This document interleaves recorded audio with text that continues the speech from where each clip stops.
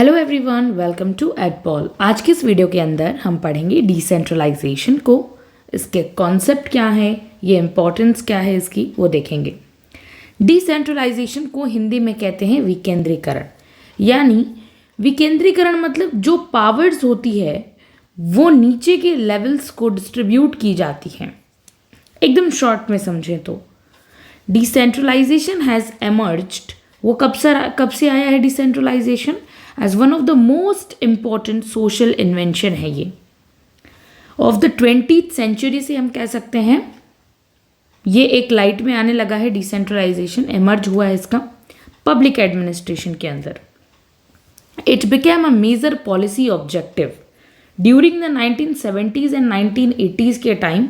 ये बहुत इंपॉर्टेंट था, एक मेजर पॉलिसी ऑब्जेक्टिव था। जो नीतियाँ थी उनका एक हम कहते हैं ना ऑब्जेक्टिव, उद्देश्य रहा था डिसेंट्रलाइजेशन। लोग इस पर बहुत फोकस कर रहे थे उस time, specially in developing countries. जो देश विकास कर रहे हैं उनका विकास नहीं हुआ है, डेवलपिंग कंट्रीज में ये बहुत कॉन्सेप्ट एकदम बहुत ही न्यू था उस टाइम। तो ये 1970s से 1980s का दौर था। इसका मेन एम क्या था? सोशली इक्विटेबल इकोनॉमिक ग्रोथ हो समाज के अंदर, सामाजिक में मतलब समाज में क्या हो, सबको बराबरी से इकोनॉमिक ग्रोथ मिले। Meeting basic needs of the poor, जो लोग पुअर हैं उनकी जो बेसिक नीड्स हैं हम उनको फुलफिल कर पाएँ, यानी कि उनको पूरा कर पाएँ। तो ये था। अब सवाल उठता है कि वाई डिसेंट्रलाइजेशन बिकेम नेसेसरी, क्यों जो है डिसेंट्रलाइजेशन की ज़रूरत आन पड़ी, क्यों ये ज़रूरी हुआ? तो देखिए मॉडर्न स्टेट में ना क्या होता है, modern state functions have increased in number. अब जैसे जैसे पॉपुलेशन बढ़ेगी, जैसे जैसे बढ़िया इंफ्रास्ट्रक्चर होगा, मॉडर्न स्टेट आएंगे सामने, तो वहाँ क्या होगा, बहुत जटिलताएं बढ़ती रहेगी, कॉम्प्लेक्सिटी बढ़ जाएगी, वैरायटी भी बहुत बढ़ेगी, नंबर होगा ना हर चीज़ का बढ़ेगा। तो इसके कारण क्या होगा, सेंट्रलाइज्ड एडमिनिस्ट्रेशन जो है जिसमें सारी पावर एक सेंटर के अंदर सिमट जाती हैं उसे कहते हैं सेंट्रलाइजेशन। तो centralised administration alone became inefficient and slow. तो बेचारा जो सेंट्रलाइजेशन सिस्टम है जहाँ सारी पावर जितनी मतलब इतनी कॉम्प्लेक्स नेचर होने के बाद सारा बोझ पड़ जाएगा इसके ऊपर। तो सेंट्रलाइज्ड एडमिनिस्ट्रेशन अलोन, अकेला जो सेंट्रलाइज्ड एडमिनिस्ट्रेशन है वो क्या हो जाएगा, स्लो हो जाएगा और इनएफिशिएंट, असक्षम हो जाएगा। क्योंकि डिसेंट्रलाइजेशन बिकम अ की एलिमेंट, ये बहुत ज़रूरी है, एक की एलिमेंट है, एक तत्व है बहुत ज़रूरी ऑफ एडमिनिस्ट्रेटिव ऑर्गेनाइजेशन। हम बात करते हैं प्रशासनिक संगठन की, तो वहाँ डिसेंट्रलाइजेशन बहुत इंपॉर्टेंट है। वो क्या हेल्प करता है, हमारी मैनेज करने में, सर्विसेज को बहुत ही इफ़ेक्टिवली चलाने में, जितनी भी सर्विसेज हैं। फिर बात आती है कि डिसेंट्रलाइजेशन और मैनेजमेंट फिलॉसफी क्या कहती है इसके बारे में। तो देखिए रीसेंट ईयर्स की हम बात करें तो डिसेंट्रलाइजेशन को देखा गया है एक बहुत ही गोल्डन काफ के रूप में ऑफ मैनेजमेंट फिलॉसफी। जब भी हम मैनेजमेंट की बात करते हैं, प्रबंधन की बात करते हैं, वहाँ डिसेंट्रलाइजेशन को गोल्डन काफ के रूप में देखा गया है। ये वर्ड याद रखना है, गोल्डन काफ के रूप में देखा गया है। It is more compatible with behavioural aspect of management. Management का जो बिहेवियरल एस्पेक्ट है उसके अंदर भी डिसेंट्रलाइजेशन बहुत ज़रूरी है। बिहेवियर यानी व्यवहारिक, जिसमें लोगों को लगना चाहिए ना कि उन्हें संगठन में शामिल किया गया है, राइट, जिससे उनके पार्टिसिपेशन, उनके अंदर मोटिवेशन आए। तो ये आपके किस चीज़ को दिखा रहा है, ये मोटिवेशन, पार्टिसिपेशन, ये आपके बिहेवियर को शो कर रहा है। जब नीचे के लोग, जो नीचे लोकल लेवल्स पे लोग हैं, वो अपना डिसीजन खुद ले पा रहे हैं तो उनको ऐसा महसूस होगा ना कि उनके बिहेवियरल एस्पेक्ट्स को ध्यान में रखा गया है, उनकी बातों को सुना जा रहा है। तो इससे उनमें मोटिवेशन आएगा, वो नीचे के स्तर पर होकर लोकल अपने लेवल का डिसीजंस ले सकते हैं, लोकल लेवल का डिसीजन। तो ये बहुत ज़रूरी है। फिर बात आती है कि रोल क्या है, डेवलपमेंट स्ट्रैटेजी क्या है डिसेंट्रलाइजेशन की। Role in development strategy, development strategies shifted towards, अब डेवलपमेंट की जो स्ट्रैटेजीज है वो किस तरफ शिफ्ट हो चुकी हैं, पार्टिसिपेशन, सब लोगों का पार्टिसिपेशन लेना, सब अपनी भागीदारी निभाओ। इक्विटी, इक्विटी का मतलब समानता होनी चाहिए, समानता मतलब सब बराबर है, सबको बराबरी का अधिकार मिले। एक्सेस सबको मिलना चाहिए, कोई भी रिसोर्सेज है सब तक पहुँचे, ये नहीं कि सिर्फ टॉप क्लास तक पहुँच रहा है, नीचे के लेवल्स पे नहीं जा रहा है। और इन सब चीज़ों से क्या होगा, वाइड पार्टिसिपेशन, बड़े तौर पर पार्टिसिपेशन होगा किसमें, डिसीजन मेकिंग के अंदर, जब हम निर्णय लेते हैं, इज कंसिडर्ड इसेंशियल, जो कि बहुत ज़रूरी भी है। Decentralisation is promoted as a tool, इसे एक टूल के रूप में प्रमोट किया जा रहा है, इसको मतलब बहुत ही लोगों तक पहुंचाया जा रहा है, टू इनकरेज, कि मतलब क्यों पहुंचाया जा रहा है, इनकरेज करने के लिए पीपल्स इन्वॉल्वमेंट इन डेवलपमेंट, कि भाई लोग आइए, आप विकास में भागीदारी, इन्वॉल्वमेंट दिखाइए अपनी, इसके लिए। देखिए फिर आता है एडमिनिस्ट्रेटिव इफेक्टिवनेस। अब डिसेंट्रलाइजेशन से क्या होगा, प्रशासन बहुत इफेक्टिव हो जाएगा। Importance of decentralisation administrative structures for, क्यों ज़रूरी है, बेटर इम्प्लीमेंटेशन ऑफ प्रोग्राम्स, कोई भी प्रोग्राम चल रहा है बस कागजों तक ना रहे, उसका अच्छे से क्रियान्वयन हो जाए, पेपर्स में ना रह के थ्योरी जो है प्रैक्टिकल रूप में अप्लाई हो। इम्प्लीमेंटेशन बहुत ज़रूरी है, कोई भी पब्लिक पॉलिसी है उसका इम्प्लीमेंटेशन, वो ग्राउंड लेवल पर कैसे काम कर रही है वो देखना, right. Better implementation of programmes, effective local governance, यानी इसका मतलब होता है इफेक्टिव लोकल गवर्नेंस। जो लोकल गवर्नेंस है, जो नीचे अपने क्षेत्र का काम कर रही है, वो बहुत ज़रूरी है कि इफेक्टिव होनी चाहिए, उनको अपने अधिकारों का ये सबको पता होना चाहिए। Decentralisation of responsibility is the first condition, ज़रूरी है डिसेंट्रलाइजेशन में कि रिस्पॉन्सिबिलिटी होनी चाहिए, लोग जवाबदेह हो, ये फर्स्ट कंडीशन है। जैसे कि local institutions need clear task, उन्हें ज़रूरी है अपने टास्क को क्लियर रखे, वो जितने भी लोकल लेवल के इंस्टीट्यूशंस होते हैं, and matching powers to perform those task, और वैसा ही काम करे जैसा उनका टास्क है।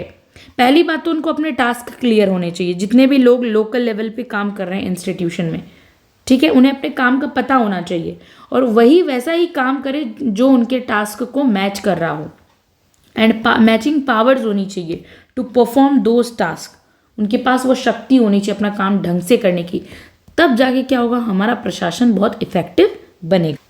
उसके बाद planning, finance and local government. अब हमें जो है फाइनेंस को और प्लानिंग करना सीखना चाहिए कि कैसे हम प्लानिंग करें। तो developing countries increasingly recognise the need to, ज़रूरी है आज के विकासशील देशों में, ये बहुत इंपॉर्टेंट चीज़ें हैं जो कि बहुत ज़रूरी है। जैसे कि डिसेंट्रलाइज प्लानिंग होनी चाहिए, लोकल लेवल पे ही लोग अपना प्लान बना रहे हैं, कोई परियोजना चलानी है वो चला रहे हैं, लोकल लेवल पे ही वो प्लान कर रहे हैं, हमें ये चाहिए, ये सब प्लानिंग कर रहे हैं। डिसेंट्रलाइज्ड मैनेजमेंट भी बहुत ज़रूरी है, वही अपना प्रबंधन भी देख रहे हैं कि हम इस प्लानिंग को प्राप्त करने के लिए कैसे मैनेजमेंट करें, है ना। Then decentralise financial powers to local units. अब क्या होता है, कुछ कुछ स्टेट्स है ना, तो स्टेट क्या करते हैं, लोकल लेवल्स को फाइनेंस की पावर नहीं देते हैं, वो अपने हाथ में रखते हैं। इससे क्या होगा, स्ट्रिक्ट कंट्रोल रहेगा, लोकल लेवल जो है अपने मनमर्जी से काम नहीं कर पाएंगे। तो फाइनेंशियल पावर्स भी लोकल लेवल को, लोकल यूनिट्स को प्रोवाइड करवाना बहुत ज़रूरी है। स्पेशली इंपॉर्टेंट टू एड्रेस, क्यों ज़रूरी है, ताकि हम इन चीज़ों को एड्रेस कर सकें, अच्छा पार्टिसिपेशन रहेगा, एक रहता है ना मोटिवेशन रहता है, भाई पैसा मिल रहा है, हम अपने पैसा कर रहे हैं काम, उससे पार्टिसिपेशन बढ़ता है लोगों का। कंट्रोल नहीं है तो पार्टिसिपेशन बढ़ेगा, इक्विटी बढ़ेगी, एक्सेस बढ़ेगा। 1980s डेवलपमेंट चैलेंजेस आए थे इस समय बहुत सारे एक्सेस के दौरान, तो ये बिकॉज ऑफ फाइनेंशियल पावर्स की कमी थी। देन हम बात करते हैं assumed benefits of decentralisation.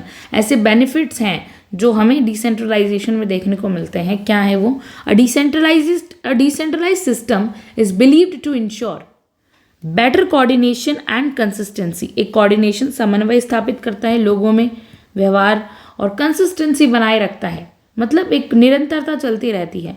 Greater access to government को एक ग्रेटर एक्सेस मिलता है ना। इंक्रीज्ड पीपल्स पार्टिसिपेशन, लोगों का जो पार्टिसिपेशन है वो बढ़ता है। मोर एफिशिएंट सर्विस डिलीवरी यानी कोई भी सरकारी काम है वो जल्दी से जल्दी होगा। अब क्या है, सेंटर लेवल से नीचे तक बहुत एकदम लोकल लेवल तक कोई डिसीजन पहुंचाने में देरी लग सकती है, लेकिन वही निर्णय लोकल लेवल वाले लोग रह रहे हैं तो वो अपने आसपास वालों तक जल्दी जल्दी खबर पहुंचा देंगे या फिर जल्दी जल्दी सर्विस पहुंचा देंगे, तो वो काम आसान है और जल्दी हो जाएगा। सर्विस डिलीवरी एफिशिएंट होगी, मतलब सक्षम, बहुत ही दक्षता होगी उसके अंदर। Greater accountability of government agencies, इससे क्या होगा, जो गवर्नमेंट की एजेंसीज हैं वो ज़्यादा अकाउंटेबल बनेगी, जवाबदेह बनेगी, है ना। Hence decentralisation become an ideology in itself. तो आज अगर हम देखें तो डिसेंट्रलाइजेशन अपने आप में एक विचारधारा बन चुका है, एक आइडियोलॉजी बन चुका है। फिर बात आती है यूएन, एक डेफिनेशन है, एक बहुत ही इम्पॉर्टेंट लाइन है कि according to a handbook of public administration, decentralisation की यहाँ डेफिनेशन दी गई है। Decentralisation is a plan of administration, ये प्रशासन का ही एक प्लान है, विच परमिट्स, जो हमें अलाउ करता है, the greatest possible numbers of actions to be taken in the areas, provinces, district, town, villages where people reside, जहाँ लोग रहते हैं, छोटे छोटे एरियाज, कहाँ, प्रोविंसेस, प्रांतों में, जिलों में, टाउन्स में, विलेजेस में, वो लोग जितने भी रह रहे हैं उनको एक परमिशन देना कि वो अपना जो है काम, उन एरियाज़ का काम कर सकते हैं जहाँ वो रह रहे हैं। यही डिसेंट्रलाइजेशन यूएन की डेफिनेशन है। डिसेंट्रलाइजेशन इन डेवलपिंग कंट्रीज, विकासशील देशों में कैसे होता है, क्यों ज़रूरी है, किस चीज़ के लिए एसेंशियल है, पॉपुलर अंडरस्टैंडिंग के लिए ज़रूरी है, लोगों की समझ में आती है, इससे हमें कॉपरेशन बढ़ता है, एक दूसरे के प्रति सहयोग करते हैं लोग। नेशनल प्रोग्राम्स होगा ना तो लोग उसमें पार्टिसिपेट करेंगे। Specially crucial for development administration and rural development, गाँवों का विकास कर रहा है, वहाँ डिसेंट्रलाइजेशन बहुत ज़रूरी है। तो ये क्रूशियल एस्पेक्ट बन जाता है वो। देन हम बात करते हैं सेंट्रलाइजेशन वर्सेस डिसेंट्रलाइजेशन, केंद्रीकरण और विकेंद्रीकरण क्या है। Centralisation is associated with, centralisation में क्या होता है, डिले बहुत होता है। मैंने कहा था ना, एक आदमी नीचे तक कब तक पहुंचाएगा भाई, लोकल लेवल तक अपने ऑर्डर, कितना टाइम लगेगा, कितनी लाइनों से गुजरना पड़ेगा, हायरार्की कितनी लंबी है, तो उससे क्या होगा, डिले बढ़ता है, काम में देरी हो जाती है। रेड टेपिज्म आता है, फाइल इस टेबल से इस टेबल, इस टेबल से इस टेबल घूमेगी, यहाँ से यहाँ, तो कितना ज़्यादा डिले होता है। रेड टेपिज्म जिसे कहते हैं लाल फीताशाही, ब्यूरोक्रेसी में देखने को मिलती है। लैक ऑफ स्पॉन्टेनिटी, मतलब फ्लेक्सिबिलिटी कम हो जाना, यानी कि टॉप लेवल ही सारा निर्णय ले रहे हैं, नीचे के स्तर के अधिकारी सिर्फ उसका पालन कर रहे हैं, मतलब उनको मौका ना दिया जाए। तो इसीलिए प्रशासन क्या होता है, बहुत ही रिएक्टिव है, डायनामिक नहीं है। कभी कभी जब स्पॉन्टेनिटी की हम बात करते हैं, उनको निर्णय लेने की आज़ादी नहीं है, इस तरह से हम कह सकते हैं। उसके बाद hence decentralisation is often seen as a solution और पेनेंस टू एडमिनिस्ट्रेशन प्रॉब्लम। देखा जाना चाहिए डिसेंट्रलाइजेशन को कि भाई ये तो एक सल्यूशन है जितनी भी आपकी प्रशासनिक प्रॉब्लम्स है उसका। कॉलोनियल लेगेसी रूरल डेवलपमेंट की बात करें तो many third world countries adopted decentralisation after independence, अपनी स्वतंत्रता हुई उसके बाद जितनी भी ये इम्पॉर्टेंट थर्ड वर्ल्ड कंट्रीज थी उन्होंने किसको, डिसेंट्रलाइजेशन को अपना लिया। Colonial rurals avoided real decentralization to protect exploitative interest। जो colonial rurals थे, जो लोग हम पर, बाहर के लोग हम पर शासन कर रहे थे कॉलोनीज बनाकर, वो क्या है, वास्तव में रियल, यहाँ देखिए क्या लिखा हुआ है, रियल डिसेंट्रलाइजेशन को ना मतलब नकार रहे थे, अवॉइड कर रहे थे, क्योंकि वो चाहते थे भाई अगर लोगों को लोकल लेवल पे आज़ादी दे दी कि निर्णय ले लो आप, तो वो तो हमारी बात मानेंगे नहीं। तो कॉलोनी जो बनाएंगे वो आपके फेथ में थोड़ी करेंगे हर काम, आपका उससे भला थोड़ी होगा, वो तो देश को लूटने आए हैं, तो वो क्यों आपको रियल एडमिनिस्ट्रेशन या फिर रियल डिसेंट्रलाइजेशन देंगे। तो क्योंकि ताकि उनका हित बचा रहे, वो आपका शोषण करना चाहते थे, इसीलिए आपको कभी भी वास्तविक विकेंद्रीकरण आपके हाथों में नहीं सौंपा उन्होंने। Post independence government used decentralisation to recognised local government. Post independence यानी जब हम बात करते हैं आज़ादी हमें मिल गई, उसके बाद की जो सरकार आई थी ना, उसने डिसेंट्रलाइजेशन को अपनाया था, रिकॉग्नाइज किया, रीऑर्गेनाइज किया वापस से, ताकि हम लोकल गवर्नमेंट हमें मिले, रीऑर्गेनाइज करना। मिलिट्री रेजिम्स एंड डिसेंट्रलाइजेशन क्या है, मेनी कंट्रीज में देखते हैं, डेवलपिंग कंट्रीज में military rulers lack democratic legitimacy, जहाँ मिलिट्री का शासन है, जैसे पाकिस्तान हुआ जहाँ मिलिट्री ही सब कुछ देख रही है, तो वहाँ पर डेमोक्रेटिक क्या होगा, कुछ नहीं होगा। इलेक्शन तो चला नहीं रहे हैं सत्ता, तो वहाँ डेमोक्रेटिक लेजिटिमेसी कम होगी, लोग मिलिट्री की ही बात उनको माननी पड़ेगी। They promote welfare oriented policies, फिर वो लोग क्या करेंगे, कल्याणकारी पॉलिसीज़ को प्रमोट करेंगे। Decentralisation is heavily favoured to gain public support and legitimacy. Decentralisation को बहुत ही फेवर किया जाता है मतलब उस जगह पर जहाँ पर सिर्फ और सिर्फ क्यों फेवर्ड, हाईली फेवर्ड किया जाता है, ताकि पब्लिक का सपोर्ट मिले और वो वैध रूप से लेजिटिमेट हो जाए, जबकि ऐसा होता नहीं है। लैक ऑफ हम कह सकते हैं डेमोक्रेटिक लेजिटिमेसी रहती है वहाँ पर। ओके, सो आज के इस वीडियो में हमने समझा डिसेंट्रलाइजेशन को बहुत ही ईजी लैंग्वेज में। एडपॉल यूट्यूब चैनल सब्सक्राइब कीजिए। Thank you so much for watching this video.